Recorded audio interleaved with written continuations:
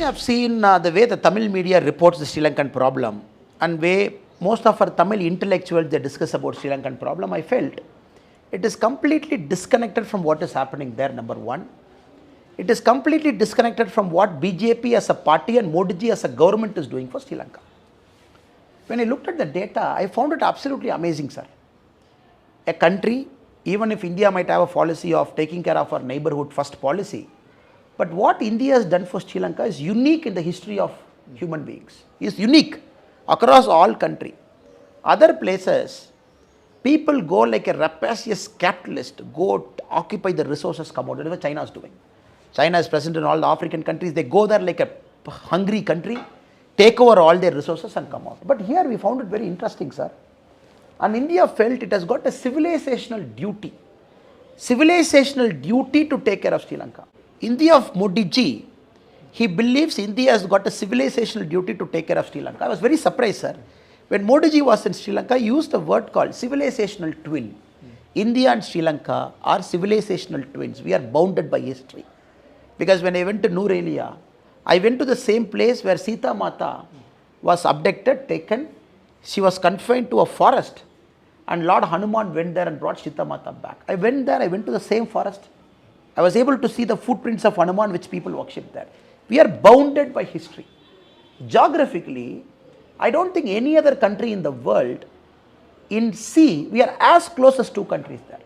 Instead of seeing the gap, I also see the Ramar Palam, the Ramar footbridge that actually connects both our country. So this we should never forget, sir. That is what Modi ji is bringing to the equation. Before Modi ji, it was all about how can I use it strategically? How can I use it to counter the effect of this? They have all politicians thinking like that, or more importantly, when Kachati was seated in 1974, Indira Gandhi was fully aware. She wanted Sri Lanka's support to build her political career. So Kachati was gifted to Sri Lankan Prime Minister then, simply because she wanted the Prime Minister to see Indira Gandhi as a big figure in UN.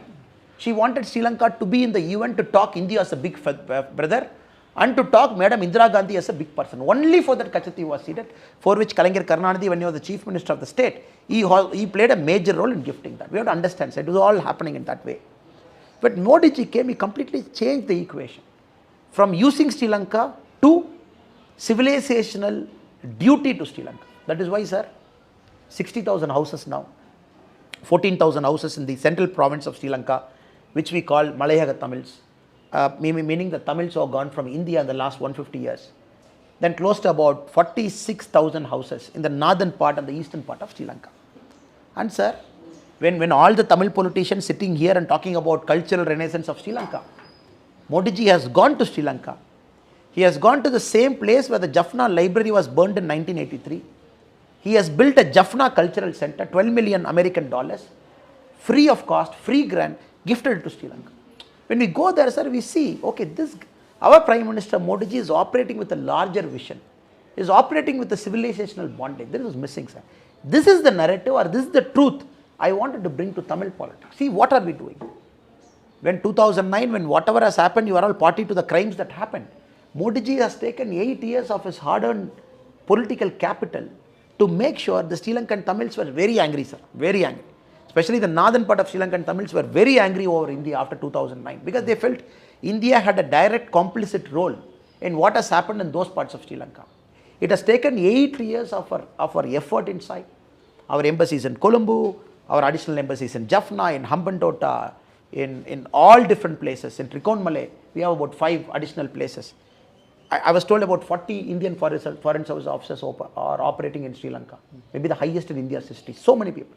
Because he's giving the developmental push, giving that civilizational bondage. And we also have to understand, sir, the officer who is in Jaffna, the IFS officer is a Tamil. The previous officer is also Tamil. Strategically, they are placing Tamil officers there to get that bondage going.